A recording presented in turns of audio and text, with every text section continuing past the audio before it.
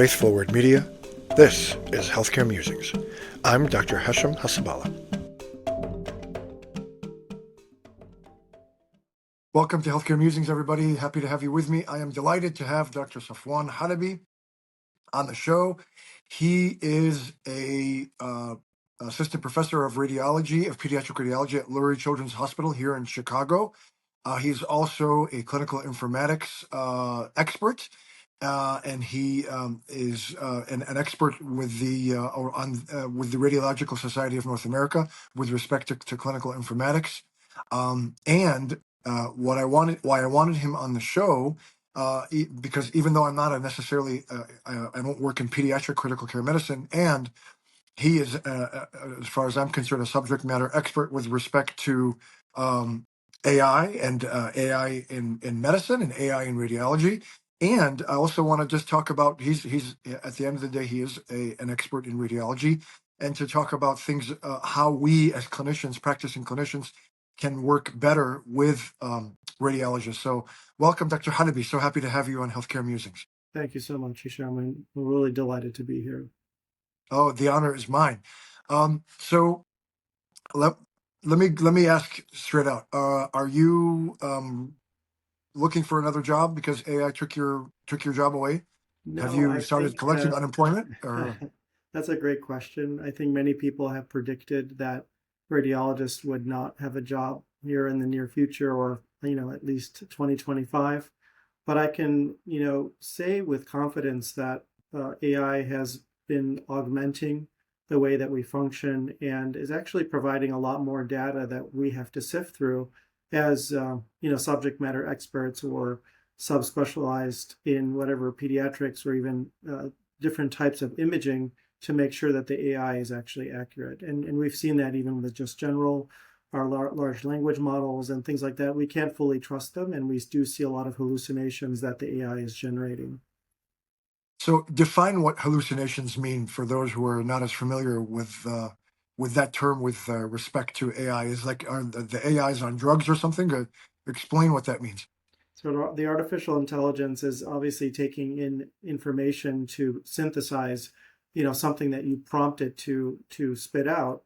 And if it's really grabbing from all different types of sources, and it sounds very authoritative, but in the end of the day, there are definitely many mistakes and things that it may not know very well or may not synthesize together very well. And so those hallucinations come out as very authoritative, but very misleading and wrong and false.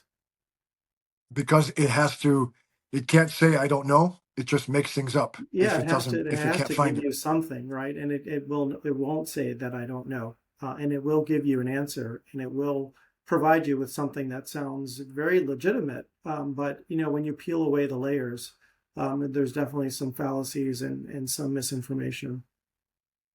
Wow. Because I think part of what makes a good doctor is to sometimes say, I don't know, right? And it's just interesting how AI is not programmed to do that. Correct. I think AI it's touted as being able to tell you anything at any time from any source, but there are definitely certain things in medicine where, you don't know where the references are coming from, and we don't have the answer for a lot of things, and we don't have certain pathways that are vetted by, experts, whether it's treatment protocols or even algorithms to diagnose diseases by imaging. And many times, anybody that has dealt with radiology or imaging reports, we oftentimes have to give a differential diagnosis or at least synthesize the information, the clinical information we have to give some type of opinion. Okay. So do you feel that artificial intelligence has enhanced your product as a radiologist? I Like think, yeah. where do you see it going 5 years from now? I mean, I know it's impossible to predict the future. And what's your sense of how it can make a radiologist better? There are different ways that AI is enhancing the way we practice, everywhere from, looking at just image capture, so using denoising kinds of things, using less information to provide better fidelity around imaging, so using less dose, using less radio tracer, using less scan time to enhance the images that AI is doing in the background. So there's that piece. That's sort of the non-interpretive piece. And then everyone is obviously looking at, can it diagnose things on an image? And so it will detect things like fractures. There are many FDA approved algorithms today for like pulmonary embolism or intracranial hemorrhage. And then there's the whole reporting side. So there's the whole, can it clean up and find mistakes? Like if we say uterus for a male or right left issues, I think there's going to be a lot of things where it'll reduce errors and hopefully guide us to better diagnostic abilities, and also be a second pair of eyes for that radiologist that may not be looking at everything, or we're looking at thousands of images, right? So Mhm. having an algorithm or another system that's looking at that can be very, very helpful, but it has to be vetted and it has to be approved. Right, right. Because I recently had a case where the initial CAT scan of the brain, this is a patient who suffered cardiac arrest, the initial CAT scan of the brain was read as normal. When I looked at it, I didn't think it looked normal. When the neurosurgeon looked at it, he also said it wasn't normal. Is that something that you think like an AI program can help to point you, hey, this does not look like a normal scan, or look, I think I see nodules here, here, here, here, here, things like that? Yeah, I think that's exactly what it can do. It can detect things like, I think it's very good at brain hemorrhage. I think it's good at pulmonary embolism. Nodule detection, it's very monotonous work, but the AI can capture a lot of it. Now, the question is, are we over calling, or are we catching every little ditzel? And what are we going to do with those? So I think that's where it's going to be very interesting, to where if the AI does flag something, who is going to be the adjudicator? What's the gold standard? Who's going to act on it? What's the final? Who has the final word? Is it the pathologist, or is it Right. somebody else that looks at it? So I No. think that we're seeing more and more of these tools being integrated in our daily practice, but it has to be used like any other tool, right? Like Mhm. whether EKGs have long time been automatically interpreted, right? Right. And how often do people feel like that's accurate, or do people look at the EKG strips themselves? So I think the same thing with the imaging is that it really does require a team approach, and there's no one AI that will solve everything, but it can augment and it can enhance the way we practice. No, that's a very good point. That's a great point. I never even thought about EKGs because every EKG I ever see has its own interpretation, and sometimes when it says acute MI, it kind of piques my, or it kind of makes me look a little bit more closely and say, no, that's not a real MI, or oh yes, it is, and right, and then it can help. So I can see that, and that's a very good point. Could it be too sensitive? You Mhm. think like too much, or and that's a really good point about the who's going to be the final adjudicator, and then does that place us or clinicians at liability risk, do you think?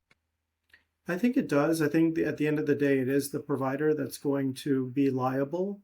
There's always these ethical questions: is it the algorithm, creator? Is it the health system? Like, who's ultimately responsible? Is it the vendor? But at the end of the day, it's going to be the provider to decide whether or not to use the tool, how to use the tool, how to implement it, how to validate it, and whether or not it does help. Or is it so sensitive that it's calling PEs on, you know, 50% of your studies where it's really not? And is it adding more work, or is it distracting from, going down to what's the most important thing? I mean, that's actually quite concerning. Like if it calls a pulmonary, have they done studies where they compared a radiologist to an AI program, and then how do you know? Like, would you have to then say, for example, an AI program says there's a pulmonary embolism here, or you would look at that same scan, or I would look at that, you, not me, I would look at that same scan, or I mean, you would look at that same scan and say, no, there's no PE here, Well, I and think then you'd have that's, to yeah. to go for a pulmonary angiogram to try to say who's right and who's wrong, right? I mean, Mhm. there are real world implications to this technology. Right, there are, and especially if you're again using this, if you're first line, right, and a radiologist is not available to do the interpretation right away, and you're relying on AI, you may be going down some rabbit holes. And like you said, I think there aren't a lot of randomized controlled trials comparing, radiologists to AI, but a lot of the algorithms that have been developed with the labeling of radiologists. So, I think that you have to look at that also. Is who's creating the algorithm? How is it created? Are the data sources available, or are they publicly available to look at and compare and see how did you come up with this, tool to Right. detect fractures or to detect hemorrhages?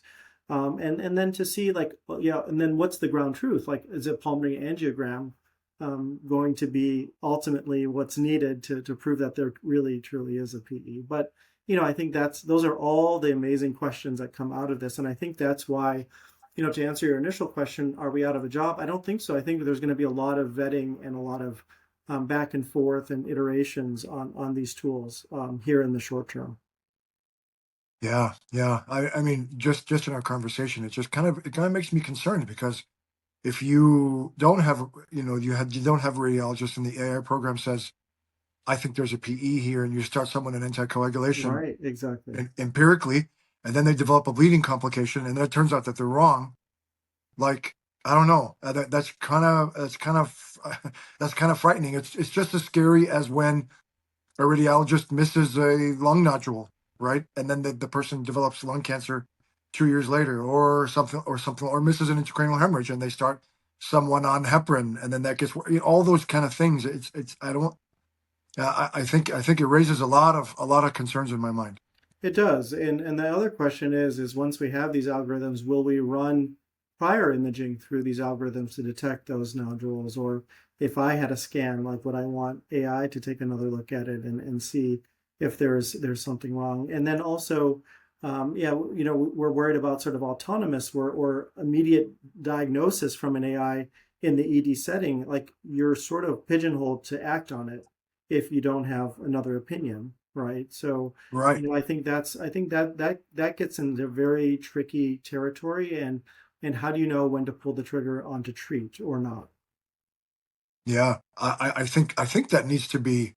I think that needs to be outlined, and I think that needs to be defined, and I think that needs to be um, uh, uh, commented on by specialty societies. And I'm sure, are you involved with that with the Yeah, yeah, that's a lot of Radiological what I've Society of been North working America? on. Yeah, especially with like the data sources, making sure that, we are standardizing the way that we label things, that they're available. And how do you improve the algorithm once you develop it? Like, how do you know the different versions and versioning and making sure that it has the latest and greatest and then also the demographics are different, right? What if you have a data set, for instance, that's all say Caucasians, it may not work for somewhere else, like let's say in sub-Saharan Africa or the Middle East or in Asia. So I think that's another big issue is what is the source of that data, and then who does it work for? Is it local data that's for local populations, or is it generalizable? And then we also have the big issue in pediatrics. A lot of these algorithms are based on adult data, and they don't work on pediatric cases or scenarios. Yeah, yeah. How even just a basic simple question, how does an AI program read the film? Like, how can it detect a nodule like where you can't, or where you could? How does it do that? Is it just Yeah, so I you know scan I it and go and get um, archives from the internet? How does that work? Yeah, so I think so. The way the algorithms are developed is that they take data sets, so they take imaging, they label them, saying this is a nodule, right? And so the AI system of this neural network that works like a brain starts to understand that these patterns or these things, these ditzels in the lung, are actually nodules. And then when the algorithm is deployed, the whole image set is sent to that algorithm, and it looks through all the images and it sort of highlights what it thinks are nodules, right? And then the question is too will some of these algorithms compare like priors to currents, right? Or has it changed in any way, or does that require also human involvement? So there's a lot of questions, and obviously anyone that does medicine knows that the comparison is worth its weight in gold. When there's, is it something new? Has it been there for 20 years? Those types of things are also not fully addressed by a lot of algorithms today. It'll detect a nodule, but it won't put it into context. Right. And that's exactly, and you're exactly right. That's absolutely essential, right? If the nodule is unchanged after 6 months or a year, it's one thing. If the nodule is bigger or smaller, that's quite a different thing. Um, yeah. And so you're training the model to this is a nodule, right? And it just Yes, exactly. over Or this is previous, this is a pneumonia, or this is the heart, right? There's nothing wrong with this, or this is the thymus, right, shadow with the heart. It's not a mass. So there's a lot of little nuances and things that are hard, especially like on, let's say, a chest X-ray versus a CT, versus an MRI. So imagine doing that with all the modalities, with all the data, and having enough data that you can detect normal versus abnormal. But I think that brings up another good point is it would be nice to have an algorithm that can detect normals, right? That you're not looking right, for diseases or saying that it's totally fine. There's nothing to follow up here. Or I think that would save radiologists and clinicians a lot of time, that are worried about fractures or other things, and patients too, knowing that these algorithms can detect what a stone cold normal exam. right. And would you trust it to say that it's normal and just look? I mean, do you think there's a risk of it says normal and then the radiologist says, "Yep, it's normal," There, without there's looking at it? there, yeah, there's absolutely there is that bias that you could over time, this automation bias where you're relying, just like GPS, right? If you're driving, you sort of Right. rely, and sometimes people that know the roads know that that's not a good route, or there's construction or whatever it is. And I think we have to do the same due diligence with the AI algorithms, and use it when appropriate, and also making sure that we're using it in the right setting. And like, for instance, like stroke has been revolutionized by some of these AI systems, where they can detect stroke pretty quickly and call the stroke team, in that golden hour. And I think there are Oh, things like really? that. Yeah, there are things like that that are automating, and they're getting pages, and the AI is sending it directly to the team saying this patient is on the clock. Oh, that's very interesting. And yeah, it's time is brain Yeah, with respect to a exactly. And stroke. so if you have the algorithm that's able to detect that before the radiologist even sees it, it's pretty fascinating. And then also, what's fascinating too is, like, triaging lists of cases. So if I have 100 cases on my to-do list, sometimes the AI some of these AI systems can triage or put the things that it thinks has positive findings up higher. So there's a lot of different ways that AI is going to be interweaved into our daily practice, and we're already starting to see that. Oh, very interesting. I know that. So, with respect to interpretation, I know, like for in our system, the AI ambient listening applications are starting in the outpatient setting first, then coming in the inpatient setting.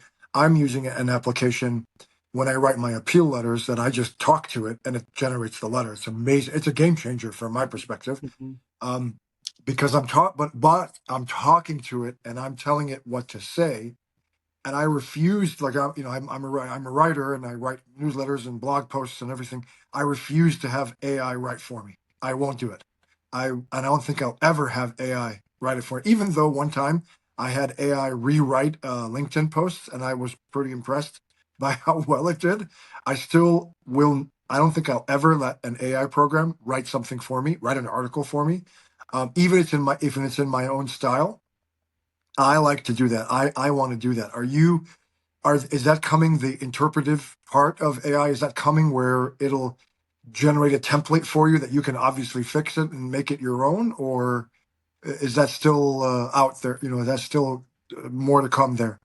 No, there's actually a lot of systems like Rad AI or Nuance, PowerScribe, things like that, that are taking what we're saying in prose, and then actually creating an interpretation. Like, so if we just freely dictate what we're seeing, it will put it in a template and put it in a very um, structured way, and also prioritize the impression, similar to how we teach residents and fellows, but it's automating it on the back end. It's still using the inherent verbiage of the radiologist, but it can also help enhance the way we structure it. So the liver is here, the gallbladder, bile ducts, whatever it is, and then the impression where it has the most important thing first. Some of these AI systems are doing that very well. And like you said, Mhm. these ambient technologies are very helpful to where you can actually spend more time with the patient, or I can spend more time with the imaging, and not having to be the editor of the report. And does it still make it yours? It does still make it mine, and then it'll flag errors, or it'll maybe suggest words that are better, more appropriate, or more scientific, or more medically related, as suggestions. But at the end of the day, it is my product, but it's sort of the tools that we use to enhance it. So we're going to hold the thought about interpretation because that was the second part of what I wanted to talk about with you as a radiologist. And what have I not asked you that that I should be asking you about AI and radiology technology? Yeah, I think you've hit on a lot of things. I think we're starting to see this predictive like analytics, like combing through electronic health records, suggesting when patients may be going awry or may need certain studies. So, for instance, appropriateness. When is the right time to order a study? What are the criteria? When should we use contrast? What protocol should we use? So I think even just the pre-ordering process for understanding what imaging technique would be very helpful to a clinician. Should I use ultrasound? Should I use MRI? We get those questions all the time, but I think AI, may have those standardized protocols and based off of the medical record that's coming in from patients. And then this whole like ethical side that I discussed briefly is, where is the data coming from? Who is it applicable to? What happens when it goes awry? Who's going to be responsible? I think there's a whole area in there of, what do we do with that information, and how do we vet it, and how do we make sure it's valid over time. So those are the things that worry me. Even the other day, I saw AI come up on an image saying that there's no fracture. So we're already seeing that being built in, and whether or not, do I have to look harder not then to try to find something wrong, or do I just pass it? And like you said, do I just let it go and call it normal? So I think that's, and then how do we teach the new residents and fellows in radiology on how to use these tools? Do we bring them in, and the algorithm says no fracture, or do we have them be the first pass and have them learn like we learned back in the day on how to interpret? Well, So I mean, yeah. no, that's a great point. I was thinking like, yeah, we have self-driving technology and auto steer and things that keep your car in the road, but when I'm teaching my kids how to drive, they're not going to use that at all. They're not going to even use, I have an electric car. They're not going to even have them use regenerative braking because they need to learn it the way you're learning without the crutches of technology, right? Isn't that, I mean, that's how I think you should teach someone how to drive. I think you should teach a radiologist how to read it themselves first. What's your thought about that? Yeah, I'm sort of, I have mixed thoughts on that, because, like, for instance, let's say in surgery, like, do you teach a person how to do an open prostatectomy or an open, appendectomy, whereas you have all these like robotic, and low, small, very minimally invasive type procedures. And I think the Oh, same is that's a good true. point. Yeah, I think the same is true with imaging. Is at what point do we bring in and allow the residents to use the AI, or maybe they have to take a first pass at it before the AI is activated. And so I think the whole education piece hasn't really been thought through. I think right now everyone's trying to reach the holy grail of AI interpreting, reporting, and sending out. And so I think there's different steps that we have to look at and put brakes on some of those, and really do quality assurance and safety checks. 100%. And I hope that I'm glad to know that you are there, and I really hope that they have clinicians every step of the way, because there are, like you said, there are real world implications for everything that we're doing. And I thought prior to having this conversation with you that it would just be simple, but we've raised, I think, maybe 50 issues that have to be addressed, right? Hmm. I think so. I think there's a lot of issues, and when a vendor comes in and touts, this tool does X, Y, or Z, how do we know what are the questions to ask the vendor? So I think there's a whole art around bringing in these tools and also knowing when they're turned on, turned off. Can we peer behind the curtain and see like how it was created, who created it? Was it radiologists? Was it orthopedic surgeons? Was it who like we almost like when we were dealing with the data standards is like we almost want an ingredient like list with the Right, calories right. and what went into it, how many cases was it vetted, and how many, let's say, how many institutions are using it. So there's a lot of little nuances that we would like to know, like what's the background of these tools, like just like GPS, like who created these maps, how updated is it? It's nice to have real life traffic patterns, or is it learning? Is it a learning system over time? Yeah, yeah. Those are all fantastic points. Going back to interpretation, I know you and I have spoken about this before, off camera. Like, as a clinician ordering a study, when I want a radiology interpretation, I want the radiologist to tell me there's a nodule here. It's this big. It could be this, and this, and stop. There's a pneumonia. It also could be alveolar hemorrhage, or because I'm a Hmm. pulmonologist, Hmm. most of it's lung stuff, right? I don't want the radiologist to tell me surgical consultation recommended, Right. bronchoscopy recommended, biopsy I don't want what that's one time I had a young, not a young, older elderly lady who the radiology interpretation said bronchoscopy recommended. And that boxed me into a corner Hmm. that now I have Hmm. to place this patient, elderly, at risk of an invasive procedure because the radiology report said that. And if I didn't do it and something bad happened, then I am put at risk for liability. What's your thoughts about that? It really frustrates me as the ordering clinician. What are your thoughts about as a educator and a radiology leader? Yeah, I think from my vantage point, I and also with I think it would be much better if we have that ability to create better differential diagnoses, to be more confident in saying, this is a nodule, this is the LIRADS or lung RADS, criteria that it fits, and then leave it at that. Give it a score, give it a standard score, give it a good differential, and then you, as the clinician, should be deciding what next steps. Does it need to be biopsy? Does it need to be followed? I think that's where I tell my trainees, we're not telling you how to practice medicine, and we're Mhm. not asking you to treat the image, right? We're trying to give our best, most authoritative approach to diagnosis, and also using the standards that are out there, whether it's liver schema, like liver nodule schema, lung nodule schema, and Mhm. and really that's where I see AI helping, is that if we dictate and we say this is the size criteria, this is where it's located in this lobe or it's mediastinal or whatever it is, then it should say like what category it is, right? And I think a lot of us are really trying to get to that point, but it's all over the place. It just depends on the radiologist you have that day. Some are lung trained, or that they're pulmonary trained, and some aren't. So can Right. it equalize the playing field? There are some people that are very wary of interpreting pediatric studies because they don't see children. So it may be helpful to have that crutch or that AI algorithm to help. And I think that's where you start to see like surgery consult requested, or you start to see CYA, type of medicine being Yeah, practiced. why? Like I was going to ask, why do they do that? Like, why is it? Where? Why? What? Why is it your job to tell me to call a surgeon when I'm the one ordering the scan because someone comes in for abdominal pain, for example?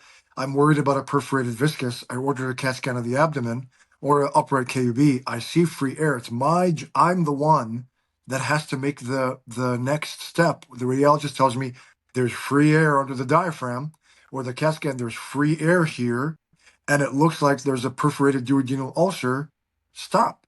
My Yeah, job and, is then to and do I what's, think, why do you yeah, tell me to call a surgeon? yeah, I think one of the big issues is sometimes we don't know our audience. There are individuals that may not know, and this has happened in a training setting where a perforated hollow viscus may sound like, something in passing, but it is very important that requires surgical consultation. I think that's where people have gotten burned, or where there's a communication piece. There's like when I tell you there's a pulmonary embolism, it automatically triggers something in you, but it may not for let's say a first year internal medicine resident, or it may, that's getting that message at 3 in the morning. So I think there's context, but I think there's like we can't work in silos. Like we have to I'm hoping AI bridges some of those communication gaps, and I think that's why you're starting to see that's why you're starting to see like shotgun approach, saying everything, because you have no idea. You have a disconnect from the ordering provider and the interpreting radiologist. And I was going to ask that. So do you think I should go down to I mean, I may not be able to practically go to the radiologist and look at every single film every single day. And I know you are busy as well, having to interpret a lot of films, especially if they're in the emergency department and their stats and there's an urgency. And do you think I need to get over my laziness and go down to where my radiology colleagues are and discuss films with them? I think it does help in certain scenarios, and I do see that interacting with oncologists and other people where there's a dilemma, where there's a question, but also like even giving feedback on, if you see a study that's from me, I really don't need that additional like, recommendation for consultations to surgery or oncology or biopsy. Like Mhm. those things, I think even just picking up the phone and saying, I fully understand what you're saying. You really don't need to add that to my future reports. I think, like I said, I feel like there are people that are just living in a dark room, reading a lot of studies that don't get that feedback or interaction, and so we sort of lob it over the wall and let somebody else take care of it. Oh, I see. Yeah. Yeah, I but think, I yeah. think if we break some of those walls, I think even just a simple phone call or follow up questions. I mean, it doesn't have to be in person. One thing that we're trying to create also is like a consultation via video conference, like where we can pull up the image, we can discuss it. You don't have to be in proximity, but I think it's so easy to pull up a Teams or a Zoom and pull up a study and discuss it with that clinician at their leisure, even on their phone. Yeah, no, that's a very good point. And I think, again, I'll fully admit sometimes I just don't want to go I mean, I'm busy in the unit, I have things to do, and I One just don't want to hundred go percent. all the way down to Yeah. the. But I think that's something that as an informaticist, I would love to see where we leverage those tools, the electronic tools, to bridge some of those gaps and have a better understanding on who's reading our reports or who's giving us feedback and whether or not feedback is necessary. I think it's essential. Just like you would want to know if you made a mistake, I would want to know if my interpretations are wrong or I said something egregious or a follow up saying you made a good call. So on both sides, we oftentimes don't get that unless we search for it in the medical record or we look for follow up. Like what was this nodule malignant or just a granuloma from living on the Mississippi Right, Delta. right. It would be interesting to have AI do that, right? Yeah, AI to look at the biopsy result, if it gets smart enough to look at the biopsy result, match it to where it was, right, where it came from, and say, this is a granuloma, or yeah, this was a.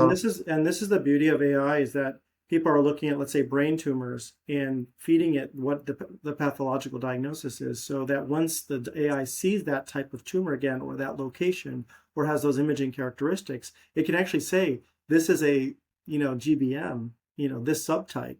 That's what we're working toward is being much more accurate in differentials and giving people not only just malignant or benign, but actually down the roads of what type of benign lesion or what type of malignant lesion. So That's it. Oh, wow. Do you think that one day it could take the place of a biopsy? That kind of makes me nervous, right? yeah, You I got mean, to see people tissue. are calling those pixel biopsies, right? And it could take the place where where that becomes very important is where you can maybe start treatment right away before you have a tissue sample. Right. Because I know Depending like a lot of depending how times, on how yeah on how accurate and how confident you are in that diagnosis. yeah, because like for example, you have radiation therapy for an obstructing tumor. They always say, well, we need the tissue first. Right. But if it's very accurate and trusted, you can start radiation right away Yeah, to give. and that's and then we're getting into things like image markers and other types of higher level physiological imaging, which is very fascinating too, which we haven't even touched on. But I think the AI could be an intermediary before we get to that point too. Oh wow! So are you as we conclude, are you excited about the future with AI? I'm actually I'm very excited about the future of sort of imaging and just screening in general. You know, whether it's digital pathology, whether it's visible light with dermatology. I mean, we're seeing things where the AI is able to diagnose melanoma versus other lesions, but we're seeing more and more of this where it could get down to the consumer level where you could take a picture of a skin lesion, or you can take your own imaging and run it through, let's say, an algorithm. It'd be very fascinating to see, like, empower people to help make their own diagnoses and to validate, why you're going to a specialty, care service. So I think it'll empower both clinicians, patients, and healthcare systems, but it has to be done with caution, and there have to be safety nets around that, like we talked about. Yeah, yeah. Because I can't even imagine now. Radiological WebMD. I'm not picking on WebMD, but you always cringe when you have a patient armed with a printout from a website. I can only imagine the complexities that would introduce to practicing clinicians, right? It does add complexity. Even the chat GPTs and Claudes or Geminis are adding to that now too, where people are saying, Right. I have these symptoms. What do I have? And what medicines should I use? And so it's going to need somebody that can, like, hold their hand and to figure it out. Yeah, absolutely. Do you think one day we'll have a thing like in Star Trek, or where they just The scan your tricorder, body and yeah. I mean, I think that's they can what tell you people are what it is? trying. Yeah, I think that's what people are trying to develop. And these are some of the tools that were in Star Trek. But like I said, I think they're sort of one-offs. I think that we still need somebody like very astute to synthesize it and put it all together and to make sense of it and put it into a very clear and coherent plan for a patient. But I think this is just one tool, just like many other tools that have come up, the generations and decades. It's another tool that we have to vet, and it will be an important piece, just like it is with everything else that we're doing in life. But I think that there's a lot of hope around it, and also hopefully that we can look at like preventative care and also avoiding imaging that's unnecessary. I think that's a Mm. huge piece that we haven't really even talked about. Is not only saying that I don't know, but saying you shouldn't do X, Y, or Z, or and being monetized and being incented to not do certain things. Right, right. Because I don't think we're getting the implications of all the radiation that we're exposing patients out of fear of liability, and I'm first That's one to exactly admit that. right. And the thing is that I may recommend an ultrasound or I may recommend something that's less radiation to get to the same diagnosis. But again, that all depends on the resources you have at your institution, how well you trust your technologists, your radiologists, and also like what the patient population is. If it's outpatient, run of the mill kind of stuff versus people that are doing liver transplants and kidney transplants, it's a huge difference in Yeah, in yeah. in type of practice. So that's why I think these generalizable AI systems are not one size fits all, but it can be very useful in places where you don't have that high level radiologist or subspecialist. Yeah. Wow. Phil, this is a fascinating conversation. It's really there's a lot of issues you raised. Again, I'm very happy that you are there at the forefront trying to help make sure that these systems do the right thing and rather than do the wrong thing. And so thank you for all you do. Thanks for your time, Dr. Safwan Halabi. It was an honor having you on Healthcare Musings. Thank you so much, Shem. I really appreciate it, and I appreciate the time. Absolutely. Thank you.